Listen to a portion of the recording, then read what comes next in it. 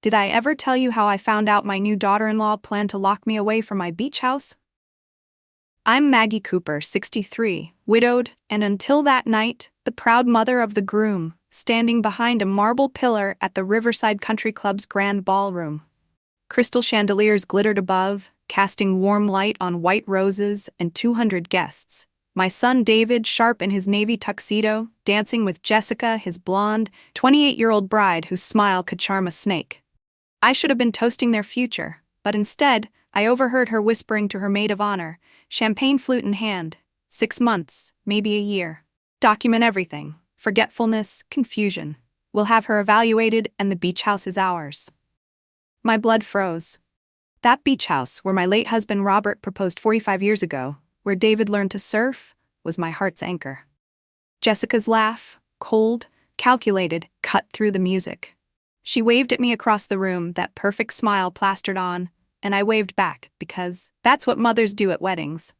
We pretend everything's fine, even when our world's cracking. I walked to the bar, ordered a double whiskey, and let the burn steady my shaking hands. This wasn't just betrayal, it was a plan to erase me. If you're listening, stick around. This story's about to twist like a coastal road at midnight. The ballroom hummed with laughter, clinking glasses, and the band's soft jazz, but my mind rewound to 3 months earlier. David had brought Jessica to my house, his face glowing like he'd found the sun. "Mom, this is Jessica," he'd said, practically floating. "Mrs. Cooper, David's told me so much about you." Jessica gushed, her hug too tight, too rehearsed. Something felt off, like a script read one too many times. She complimented my antique vases, my coffee choice, everything, while David hung on her words. "How'd you meet?" I asked. "At the gym," David jumped in. "She was struggling with weights, and I helped." Jessica's laugh was sharp. I wasn't struggling, I was pretending to get his attention. Honest about her scheming, at least. She'd worked in social services, she said, now transitioning to wellness coaching. Mental health evaluations, family disputes. Her past should have screamed warning, but I smiled and sipped my coffee, ignoring the knot in my gut. Over weeks, Jessica became a fixture, showing up uninvited for dinner, rearranging my kitchen for efficiency, offering advice on my garden, my investments. "Maggie, managing all this must be stressful at your age," she'd said, washing dishes I hadn't asked her to touch. "I've been managing since before you were born," I replied, keeping my tone light. She smiled that smile. David, my Sunday caller, my Mother's Day flower bringer, started skipping our lunches. "Jessica thinks we spend too much time together," he admitted. "Not healthy for a man my age." A man living rent-free in my pool house for 2 years. I bit my tongue. Mothers do that too. But when he announced they were moving into my investment property, the house I'd bought to help him after his last girlfriend drained him, I knew trouble was brewing. "It'll be perfect, Mom," David said, Jessica serene beside him. "We'll start our life there." No mention of rent, just assumptions. I smelled the salt of that beach house in my memory, felt the sand under my feet, and wondered how much more I'd lose before this was over. The whiskey at the wedding burned less than Jessica's words. I set the glass down, the bartender's eyebrow raised. "Rough day?" he asked. "You could say that." I glanced at David, laughing with guests, oblivious to the plot against me. He'd changed in 6 months, defending Jessica over the mother who'd raised him alone since Robert's death. I remembered the boy who built sandcastles, who promised to take care of me. That boy was gone, replaced by a 32-year-old swayed by a woman he barely knew. "Do you believe in karma?" I asked the bartender. He chuckled. "Ma'am, I've seen enough to believe in everything." Good answer. I smiled at the crowd, playing the perfect mother, but my mind was racing. Jessica thought she'd outsmarted a lonely widow. She didn't know I'd been pretending for years, pretending I didn't see David's flaws, pretending his choices didn't hurt. Tonight, I'd stop pretending. The beach house wasn't just a property. It was my past, my strength. If Jessica wanted a fight, she'd get one. I raised my glass to no one, the whiskey's heat promising a comeback. As the wedding guests swirled around me, their chatter a distant buzz, I couldn't shake the memory of how it all started, how Jessica had slithered into our lives like fog rolling off the ocean.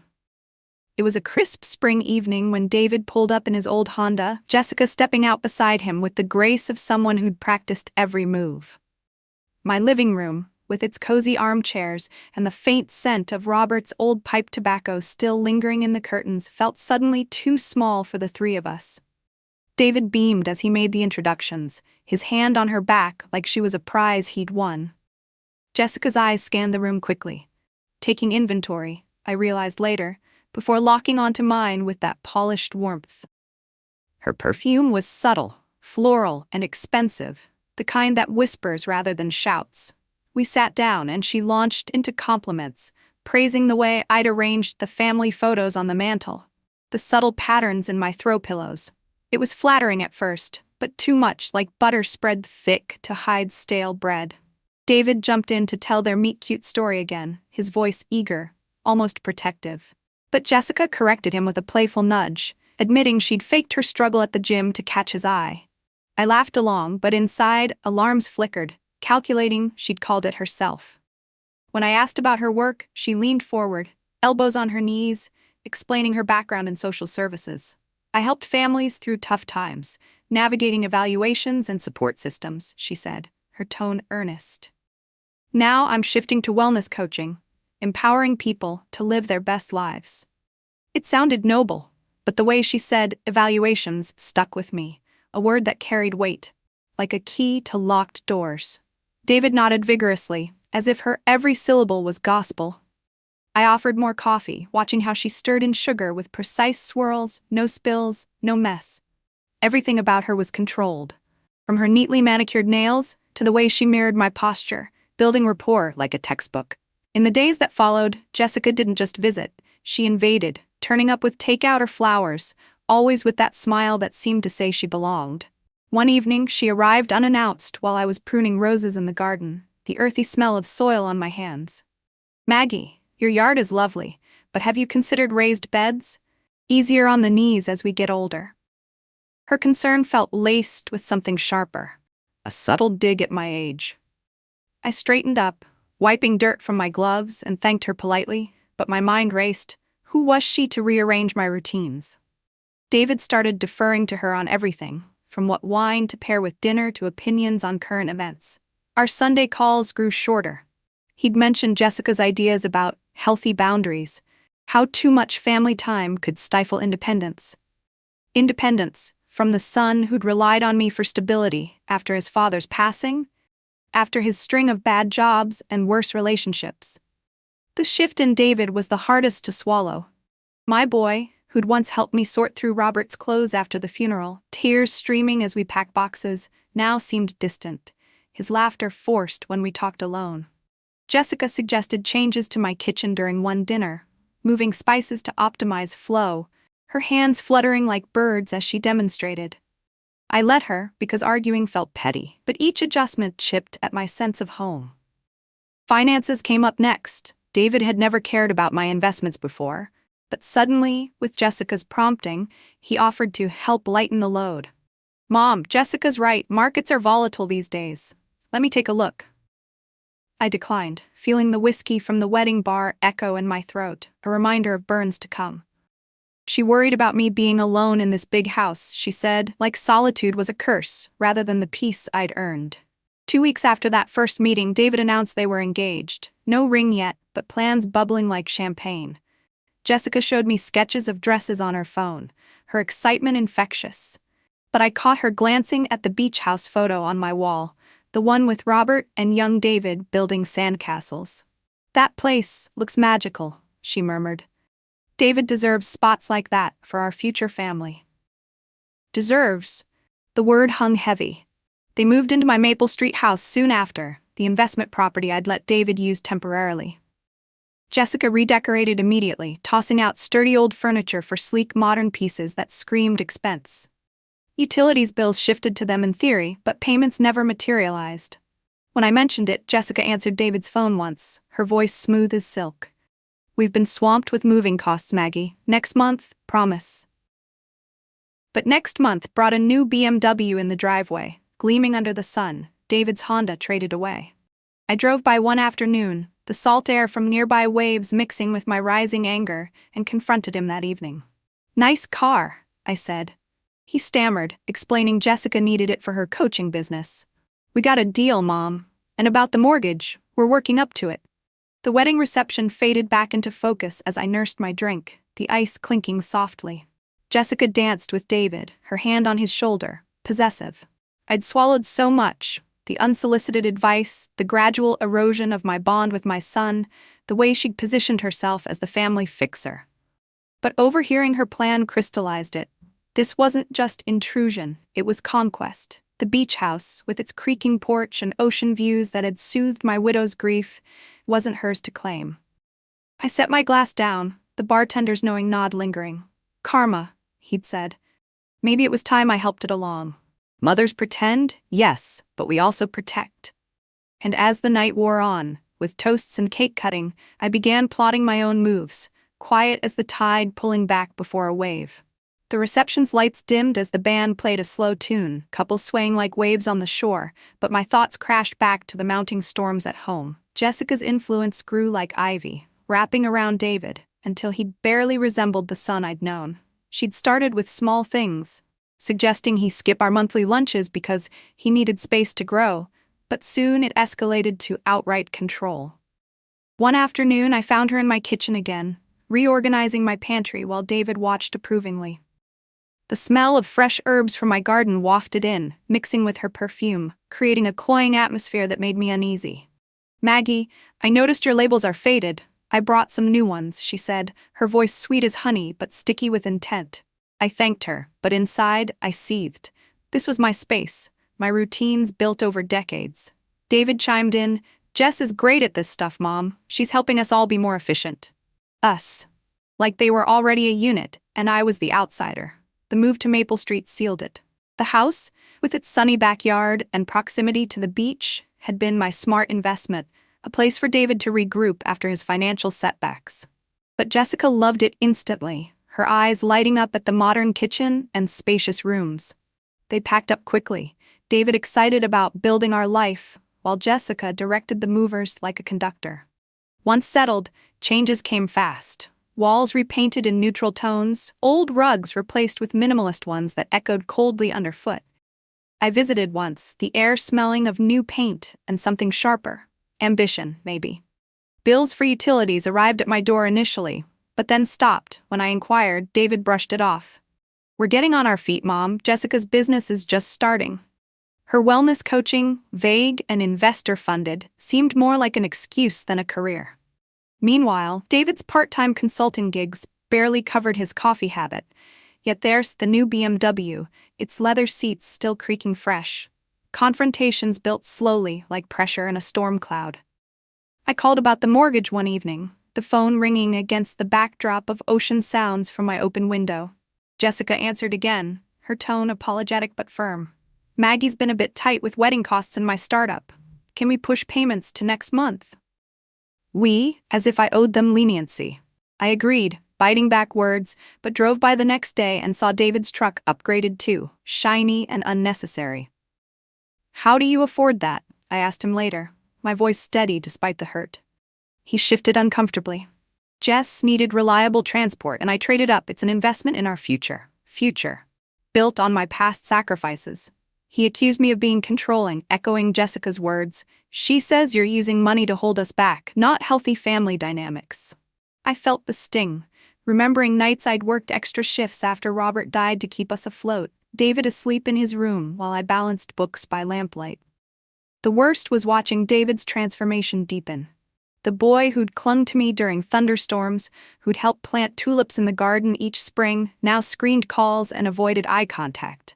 Jessica orchestrated it masterfully, planning couple time that excluded me, suggesting therapy for my attachment issues. One dinner at their place, my place really. The table set with fancy china she'd bought, she broached Christmas plans. "We could start new traditions, Maggie, something fresh for our family." Our family, implying mine, was outdated. David nodded. "Jess has great ideas. Maybe skip the beach house this year, too much travel at your age." The beach house, with its salty breezes and memories of Robert's laughter, felt threatened then, a foreshadowing of her wedding whisper. I smiled through it, but my heart hammered like waves against rocks. By then, unpaid months piled up, excuses flowing like tidewater.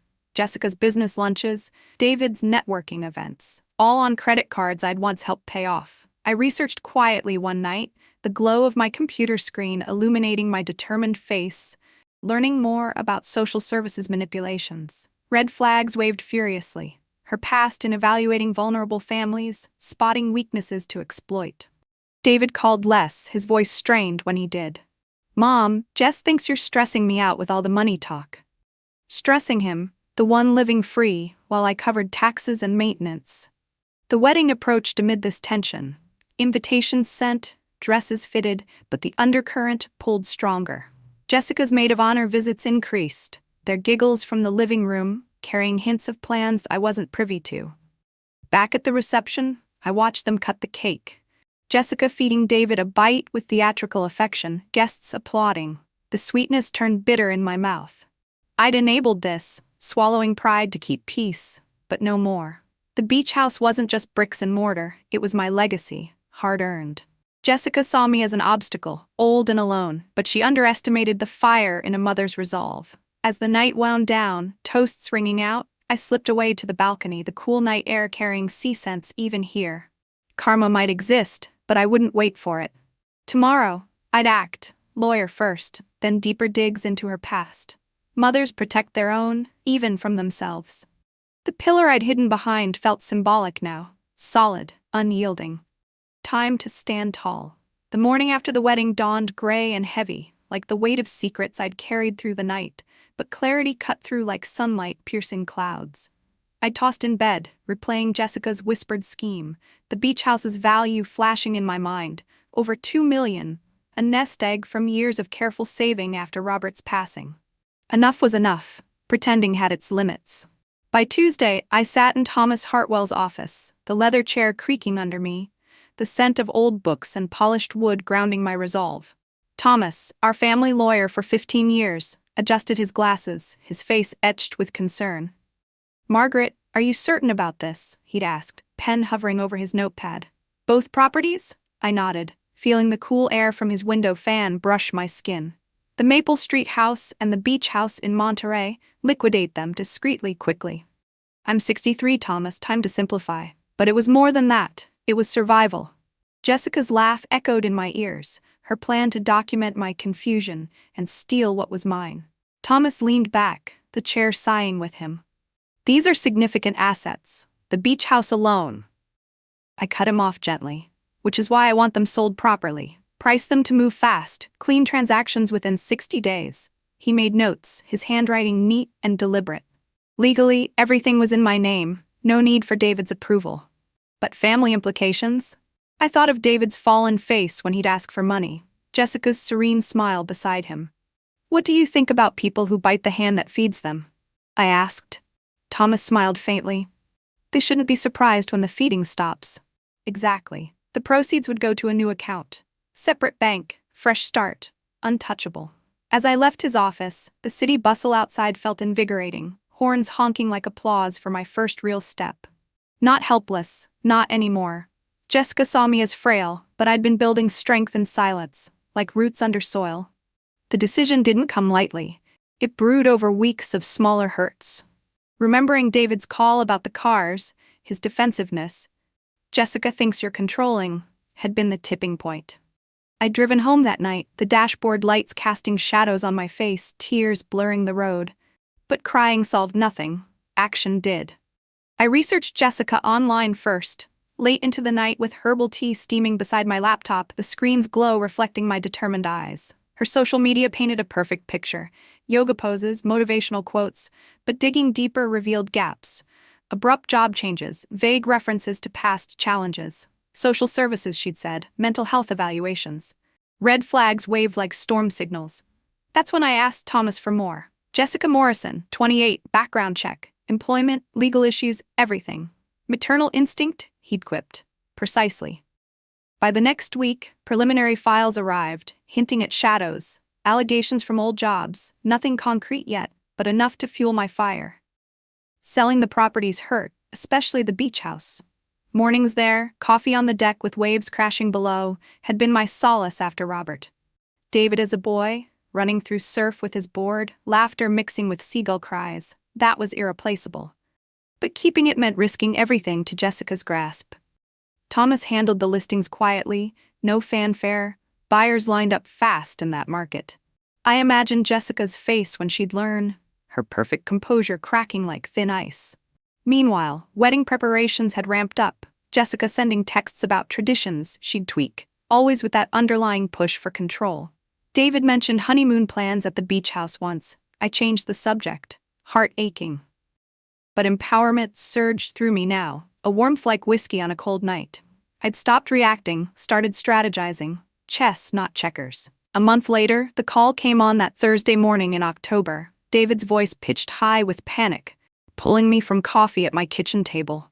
The aroma of fresh brew couldn't mask the tension. "Mom, we need to talk now."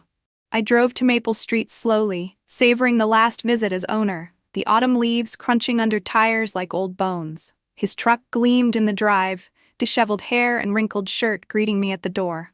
"We got a notice. The house is sold. Out in 30 days. I stepped inside, the sterile white and gray decor Jessica favored making the room feel like a stranger's. "I sold my house," I corrected calmly. He stared, disbelief twisting his features. "This is our home. We've built a life here." On my dime, I thought, but said, "Check your lease, 30 days notice." The document from my purse silenced him momentarily, his face paling as he read. "We were going to pay wedding expenses, cars, plural, luxuries while stiffing family." The argument heated, his accusations flying, ridiculous, unfair. "When did you last help me?" I countered, voice steady. "Emotional support? By calling me controlling?" He slumped on the couch, misery etched deep. "We're getting married, we need stability." "Then earn it," I said, heading for the door. Pausing, I added, "The beach house sold too, in case Jessica was counting on it." His call followed me to the car, but I didn't turn back. Driving away, wind whipping through the open window, freedom tasted sweet. Investigations deepened. Thomas delivered more on Jessica. 3 jobs ended amid elder abuse whispers, settled suits, patterns emerged. Targeting vulnerable families, manipulating systems she knew inside out. Her half-brother, a detective, contacted me discreetly after a tip, building a case, needing evidence. Pieces clicked like locks tumbling. Jessica wanted war. I'd bring strategy. Mothers don't just nurture, we defend with ferocity when pushed. 3 weeks of silence followed that confrontation, the autumn winds stripping leaves from trees, like my patience had been stripped away. But Jessica's call shattered the quiet like a wave crashing on rocks. Her voice was sharp, no honeyed pretense now. "Maggie, we need to talk." I leaned against my kitchen counter, the granite cool under my palms, smelling the faint lemon of cleaner I'd used that morning. "Hello, Jessica. How's the new place?" "We're with my sister temporarily. This is unacceptable." Unacceptable, as if I'd disrupted her grand design. "I'm sorry you're facing housing issues," I replied evenly, but she cut through. "Don't play games. You sold David's inheritance." "David's inheritance is what I leave when I'm gone. Since I'm alive, he gets nothing." She hissed, "You bitter old woman." There it was, the venom uncoiled. "I may be old, but not bitter. Bitter people complain. I act." She threatened it wasn't over, her words hanging like storm clouds. Then came the twist. Jessica flipped the script, claiming David's struggles, forgetting things, mood swings, confusion. My heart chilled as she described it, the grocery store he'd forgotten how to reach. "He needs help, Maggie. The family dynamic is toxic. Your isolation, manipulation with money. It's emotional abuse." Abuse from the woman plotting my commitment. She recommended therapy, specialists in elder care. "Elder care?" I echoed, the term tasting sour. She promised referrals, doctors versed in aging complexities. After hanging up, I stared at the phone, the screen's glow fading like her facade. Chess moves, she was building a narrative, positioning me as the villain. But forewarned was forearmed. I'd make calls, prepare counters. Mothers don't just endure, we anticipate. The intervention arrived on a crisp November Tuesday. Cars pulling into my driveway as I brewed coffee, the rich aroma clashing with the dread rising in my chest. Through the window, David's truck, an unfamiliar sedan, a white van, ominous as gathering fog. The doorbell rang, and there they stood. David avoiding my eyes, Jessica's sympathy mask on, a suited man with clipboard, a scrubbed nurse. "Mom, we need to talk," David said, voice cracking. The man introduced himself as Dr. Franklin from Serenity Springs, concerns about my welfare voiced by family. Jessica stepped up. "We're here because we love you. David's shared your behaviors. impulsive decisions, isolation. The property sales, they claimed irrational. I met David's gaze. Do you believe I'm incompetent? You need help, Mom. Jessica knows how. Betrayal stung sharper than salt in a wound. Dr. Franklin outlined a 72-hour evaluation, tests, assessments. If refused, emergency commitment if I'm a danger. The nurse, Patricia, explained aging changes gently, but I challenged her age 34 to my 63. Jessica produced her phone, recordings of conversations she deemed irrational. No playback allowed. This wasn't a trial. Safe from myself, they said, from hurting loved ones. I looked at David, remembering thunderstorms when he'd seek my bed, kindergarten tears, his best friend declarations. Now this. Fine, I said. Let me pack. Relief washed over them, but as I ascended stairs, suitcase in hand, I dialed discreetly. First, Thomas. It's happening. If no contact in a week, execute everything. Second, my bank for safety deposit access. Third, Detective Morrison, Jessica's half-brother. Time to discuss your sister. Plan set, I descended, ready for the facility's sterile halls. Serenity Springs loomed like a forgotten promise, clean but cold, motivational posters mocking the confined. Franklin passed me to Dr. Summers, young and notebook clutching. Your family worries about changes, she said, settling into her office chair, the fluorescent lights buzzing overhead. I countered, they're worried their free ride ended. She noted anger as potential symptom, but I pressed on, family disputes masked as crises. Cognitive tests followed. Year 2025, President Trump, location, a trap for my assets. I aced them, then questioned Jessica's history in adult protective services, competency evaluations. Summers paused, unfamiliar, but seeds planted. Over days, I complied with assessments, memory games, profiles, my mind sharp as ever, fueled by injustice. Befriending Nurse Angela proved pivotal. 15 years there, she'd witnessed manipulations. While checking vitals, her hands gentle, she whispered, seen this before. Pretty girl, moneyed family, sudden concerns. How does it end, I asked, the blood pressure cuff tightening like tension. Depends on smarts. Document everything. Hypothetically, she advised records, outside contacts. On day 3, she slipped me Thomas's envelope. Jessica's files, elder abuse allegations, settled suits, Nevada fraud conviction. Detective Morrison's note, building a case, my situation key. I handed them back for safekeeping, feeling the tide turn. Summers reluctantly cleared me. No impairment, though counseling suggested. Family dynamics complex, she said. Indeed. Released. David hugged awkwardly in the lobby, Jessica smiling triumphantly.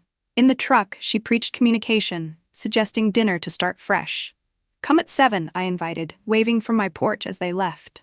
Inside, calls flew. Morrison for immediate meet, Thomas to execute papers and serve at 7, Angela for file copies, catering for 8. Afternoon blurred with reviews, evidence mounting like waves before a storm. At 6:30, food arrived, abundant and aromatic. 6:45, detectives in unmarked cars. 7, the knock. Come in, I called. Meet some people. Jessica's face drained seeing her brother. Danny? Confrontation ignited, truth spilling like spilled wine. As Jessica's face paled at the sight of her half-brother in my living room, the air thick with the aroma of catered dishes cooling on the table, my mind reeled back to how she'd launched her vicious counterplay after I'd sold the properties. It was a masterclass in manipulation that nearly broke me, starting with that chilling call 3 weeks after David's desperate visit to Maple Street. The silence had been deafening. No calls, no texts, just the rustle of fall leaves outside my window as I sipped tea and reviewed Thomas's latest reports on Jessica's shady past. Then my phone buzzed. Jessica's name flashing like a warning light, her voice sliced through without greeting, laced with fury she'd barely contained. Maggie, this situation is unacceptable. You've left us scrambling, staying with my sister like nomads. I gripped the receiver, the wood of my kitchen chair digging into my back, and responded calmly. Housing can be tricky, but I'm sure you'll manage. She snarled about the properties being David's inheritance, how I couldn't cut him out for falling in love. Bitter old woman, she spat, the words landing like slaps. I countered that action trumped bitterness, but she vowed it wasn't over, her breathing heavy, promising consequences I could already guess. That call lingered like a bad dream, but Jessica was already weaving her web, shifting from threats to a feigned concern that twisted the knife deeper. Days later, she called again. This time her tone softened, almost pitying. claiming David was unraveling. Forgets conversations, misses appointments, even lost his way to the familiar grocery store. The details she spun were precise, designed to alarm. Mood swings, confusion, symptoms she attributed to the stress I'd caused by selling the houses. He's struggling because of this toxic dynamic, Maggie. Your control with money, isolating him. It's textbook emotional abuse. Abuse, from her, the expert in fabrication. She suggested family therapy, specialists in elder care and dysfunction, promising to email referrals to doctors who understood aging complexities. I played along, thanking her thoughtfully while my pulse raced, recognizing the setup. Document my abuse, paint me as the unstable one, flip the script to gain leverage over my remaining assets. Her background in social services made her dangerous. She knew the system's loopholes, how to weaponize concern into commitment orders. I hung up, staring at the ocean painting on my wall, waves frozen in turmoil, and knew I had to prepare. Calls to Thomas for legal safeguards, quiet research into commitment laws, even reaching out to contacts in mental health for advice on countering false claims. The pieces fell into place over the next week, Jessica's manipulations building like a gathering storm, whispers to mutual friends about my erratic behavior, subtle posts on her social media hinting at family strife without naming names. David texted sporadically, echoes of her influence in his words. Worried about you, Mom. Jess says therapy could help us all. It hurt, seeing my son as her puppet, but I documented everything, timestamps, messages, my own journal of clear-headed responses. Then came the ambush on that November Tuesday, cars crunching gravel in my driveway as I poured coffee, the steam rising like my apprehension. Peeking out, I saw the lineup. David's truck, a plain sedan, that ominous white van from Serenity Springs. The doorbell chimed, and they filed in. David shuffling, eyes downcast. Jessica's face a mask of false compassion. Dr. Franklin, clipboard in hand, introducing himself as the evaluator. Nurse Patricia, scrubs crisp, ready to assist. We're concerned for your welfare, Franklin intoned, his voice clinical, detached. Jessica chimed in. Maggie, this is out of love.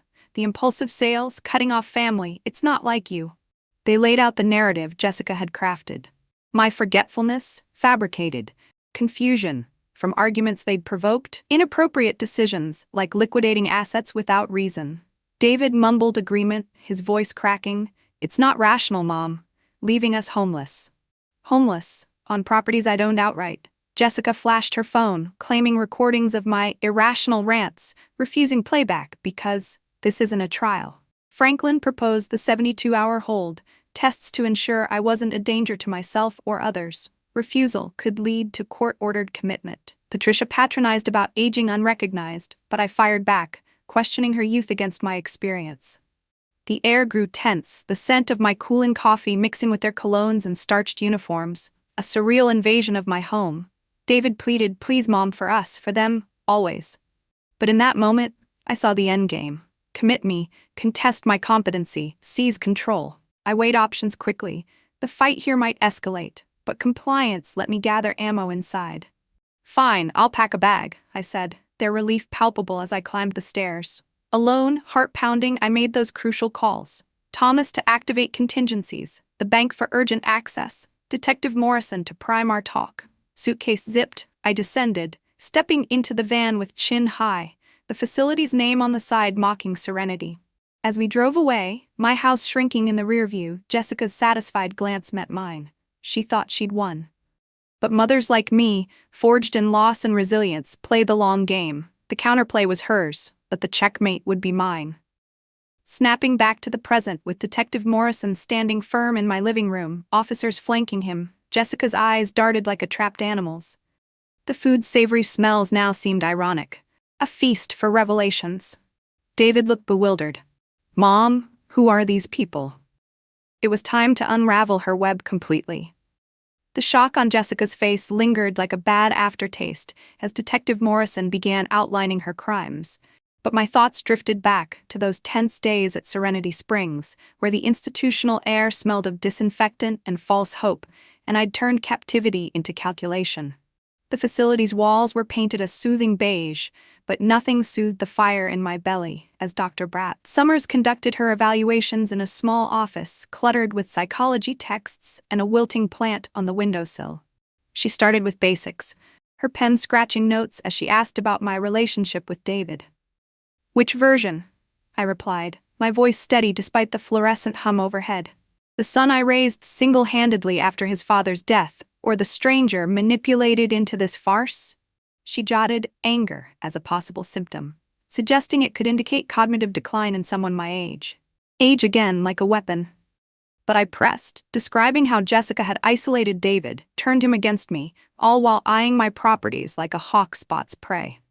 The tests came next: memory recall, pattern recognition, psychological profiles. Each one a hurdle I cleared effortlessly, my mind sharpened by indignation rather than dulled by whatever they expected. "What year is it? Who's president?" Summers queried, her youthful face serious. 2025, and Trump, much to many's dismay," I answered, then flipped it. "And you? How long practicing?" 5 years, she admitted, prompting my retort about family feuds disguised as mental crises. I'd seen enough daytime TV and online articles in my quiet research to know the playbook Jessica used. Her history in adult protective services wasn't coincidence. She weaponized evaluations like these, preying on the elderly's vulnerabilities. Summers paused when I mentioned it, her note-taking slowing, but she pushed on, labeling my suspicions paranoid thoughts. Paranoid? Preparation, more like. The days blurred in that sterile routine, meals on trays tasting of cardboard, group sessions I observed silently, noting how others here seemed truly lost, victims of indifferent systems or scheming relatives. Nurse Angela became my lifeline, her shifts aligning with moments of quiet rebellion. She'd wheel in for vitals, her touch gentle, whispering over the beeps of monitors. "Honey, this script's old." Greedy partners, concerned acts, old folks sidelined. The scent of her lavender hand lotion cut through the clinical odor, a small comfort as she shared stories of past cases.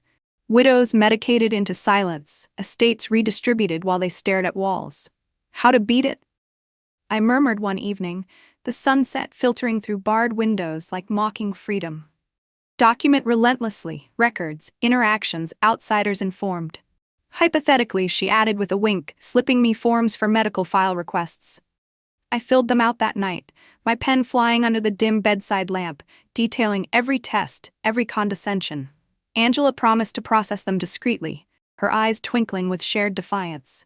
Retirement was decades away for her, but justice now mattered.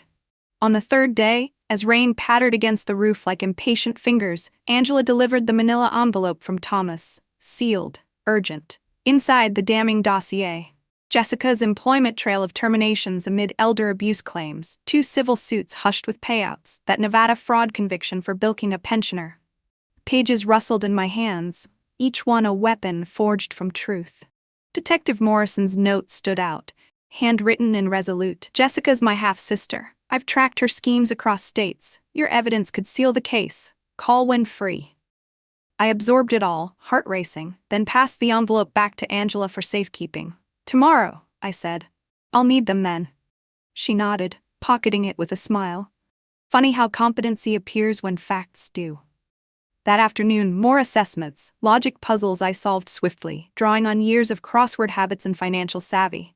Summers seemed reluctant, her questions probing less aggressively, perhaps sensing the narrative cracks. By evening, clearance came grudgingly. No cognitive impairment, no illness warranting stay, though family counseling advised for complex dynamics. Complex, like Jessica's fraud web. David and Jessica waited in the lobby, his hug stiff, her welcome laced with victory. "Feeling better, Maggie?" she asked, that smile back predatory. "Much," I replied, climbing into the truck where she preached fresh starts over the engine's rumble. Dinner invitation extended, they dropped me home, unaware of the storm brewing. Waving them off, porch light flickering, I dove into orchestration. Morrison confirming meetup with backup, Thomas prepping service, Angela delivering sealed files by afternoon, every note, result, conversation transcribed. Catering ordered, table set for exposure. The facility had tested me, but I'd emerged armed, alliances forged in unlikely places. Jessica thought me broken. Instead, I'd built a case unbreakable as ocean cliffs. As officers flanked Morrison now reciting charges, conspiracy, fraud, elder abuse, Jessica's denials echoed hollow. David sank onto the couch, the catered spread forgotten, as truths unfolded like waves claiming the shore.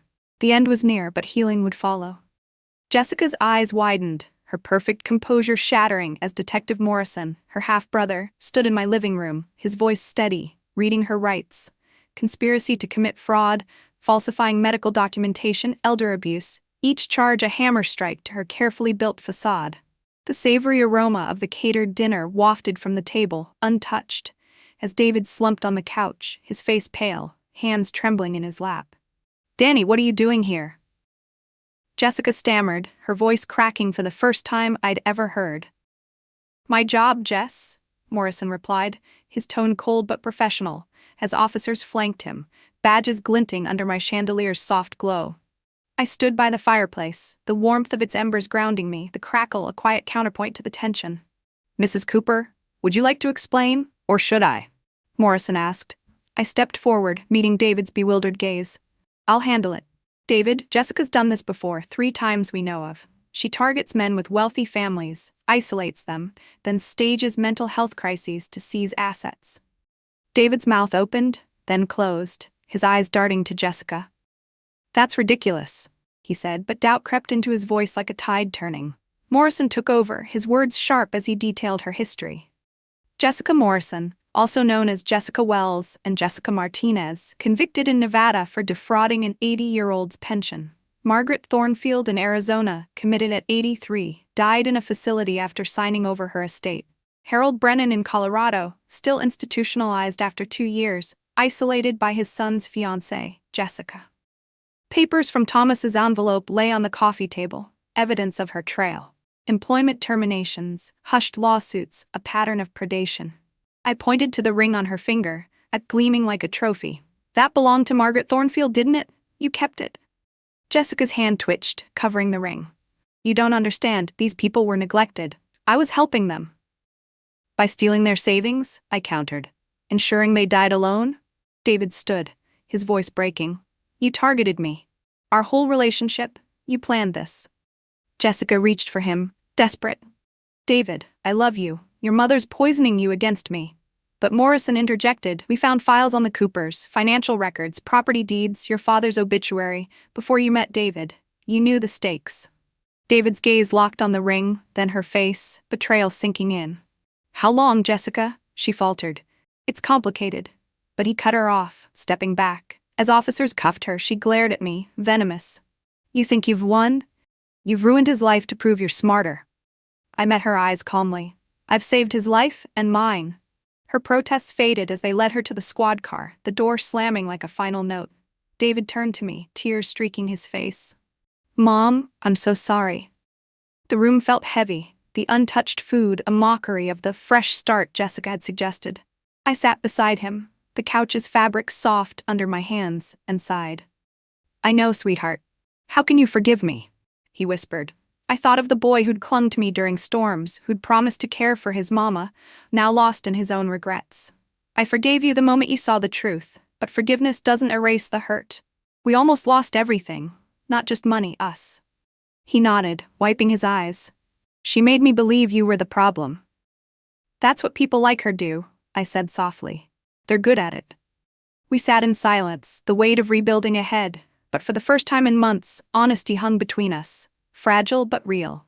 6 months later, the Pacific stretched before my new beachfront condo, smaller than the old house but mine alone, its deck catching the sunset's golden pinks. David had called that morning, voice steadier, sharing news of his new job, real work, benefits included, in a modest apartment he now rented.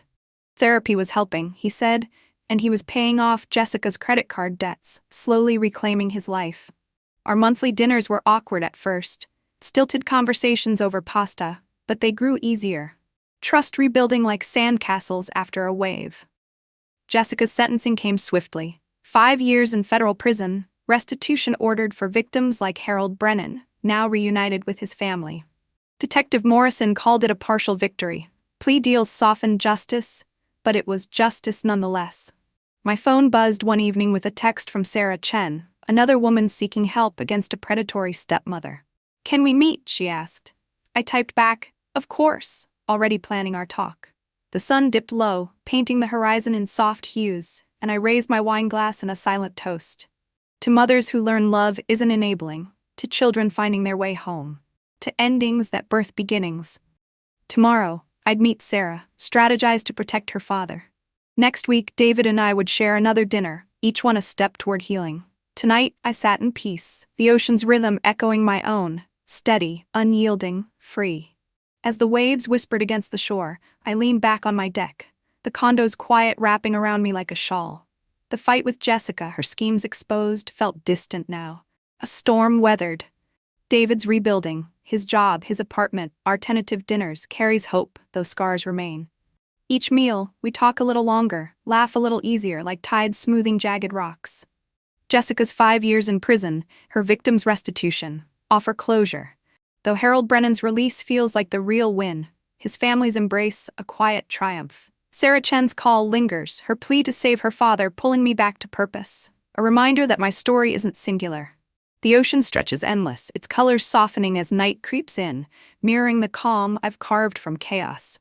I was a widow, a mother, but never just those, resilient, sharp, a woman who learned to stand firm. Jessica saw weakness, she missed the strength forged in years of loss and love. Forgiveness for David came quickly, but trust grows slowly, each step deliberate like footprints in wet sand. I sip my wine, the glass cool, the horizon fading to dusk. Mothers don't just nurture, we protect, we endure, we rise. This condo, this life, is mine, built from choices that cost but freed me. Tomorrow I'll help Sarah, next week I'll hug David. Tonight the sea hums its lullaby and I breathe deep, knowing my worth. Love doesn't mean surrender and age doesn't mean defeat. To second chances, to truths unveiled, to peace earned. I raise my glass, whispering to the stars, here's to us, the unbroken.